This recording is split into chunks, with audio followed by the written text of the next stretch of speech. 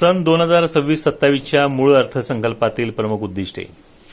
कोणतीही करवाढ नसणारा अर्थसंकल्प, महसुली उत्पन्न वाढीसाठी प्रयत्न, आर्थिक शिस्त व संतुलन राखणे, आरोग्य व शिक्षण यामध्ये गुंतवणूक, हरित ठाण्यासाठी शाश्वत उपाययोजना, पर्यावरण संरक्षण, गतिमान वाहतुकीसाठी पायाभूत सुविधांची कामे, प्रशासकीय कामकाजामध्ये पारदर्शकता व कार्यक्षमता यावर भर, महापालिका शाळांचा कायापालट व गुणवत्तापूर्ण शिक्षणावर भर, महिला, ज्येष्ठ नागरिक व कल्याणकारी योजनांना गती.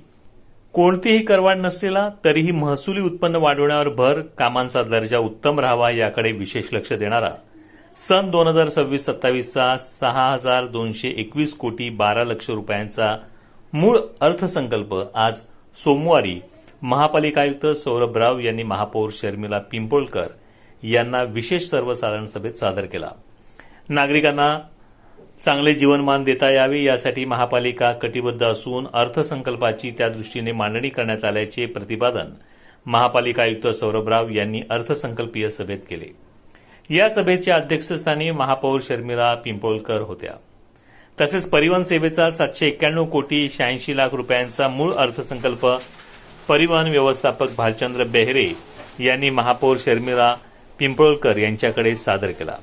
यावेळी उपमहापौर कृष्णा पाटील, अतिरिक्त आयुक्त 1 संदीप माळवी, सभागृह नेते हनुमंत जगदाळे, विरोधी पक्षनेते अशरफ शानू पठाण, सर्वपक्षीय गटनेते पवन कदम, माजी स्थायी समिती सभापती राम रेपाळे, मुकेश मोकाशी, अभिजित पवार, सरफराज खान उर्फ सैफ पठाण आदी व्यासपीठावर उपस्थित होते.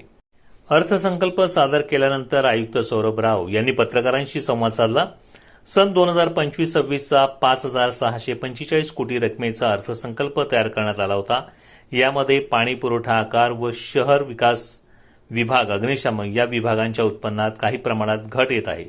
त्यामुळे महसुली उत्पन्न 3,523 कोटी 79 लक्षऐवजी 3,461 कोटी सुधारित करण्यात येत आहे. महापालिकेस प्राप्त होणाऱ्या अनुदानाचा विचार करता मूळ अर्थसंकल्पात अपेक्षित केलेल्या रुपये 612 कोटी 59 लक्ष अनुदानाऐवजी प्रत्यक्षात डिसेंबर 2025 अखेर 1,269 कोटी 61 लक्ष अनुदान प्राप्त झाले असल्याने सुधारित अर्थसंकल्पामध्ये अनुदान व सहाय्यक अनुदानापोटी रुपये 1,493 कोटी 15 लक्ष अपेक्षित केले आहे व अमृत 2.00 योजनेसाठी रुपये 60 कोटी 89 लक्ष कर्ज अपेक्षित धरण्यात आले आहे. परंतु अमृत 2.0 अंतर्गत कर्ज न घेता केंद्र शासनामार्फत बिनव्याजी अर्थसहाय्यपोटी 98 कोटी 68 लक्ष प्राप्त झाले आहे. खर्च बाजूस सन 2025-26 मध्ये महसुली खर्च 3,722 कोटी 93 लक्ष प्रस्तावित केला होता. तो सुधारित अंदाजपत्रकात 3,440 कोटी 80 लक्ष अपेक्षित असून भांडवली खर्च 1,921 कोटी 41 लक्षऐवजी भांडवली अनुदानात वाढ झाल्याने भांडवली खर्च 1,996 कोटी 39 लक्ष सुधारित करण्यात आला आहे.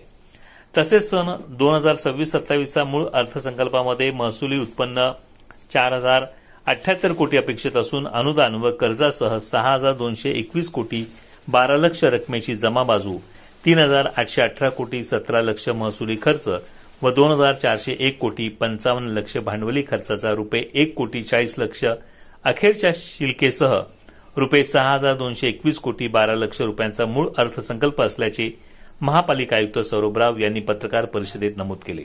या पत्रकार परिषदेस अतिरिक्त आयुक्त 1 संदीप माळवी, अतिरिक्त आयुक्त मुख्य लेखा व वित्त अधिकारी दीपक शिंदे, ठाणे परिवहन सेवेचे व्यवस्थापक भालचंद्र बेहरे, उपायुक्त मुख्यालय जी गोदेपुरे व्यासपीठावर उपस्थित होते.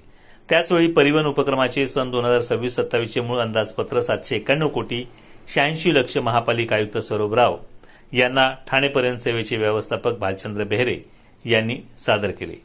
रोज घडणाऱ्या विविध घडामोडींची माहिती मिळण्यासाठी डेली 2.0 हे चॅनल लाईक करा, शेअर करा आणि सबस्क्राईब करा.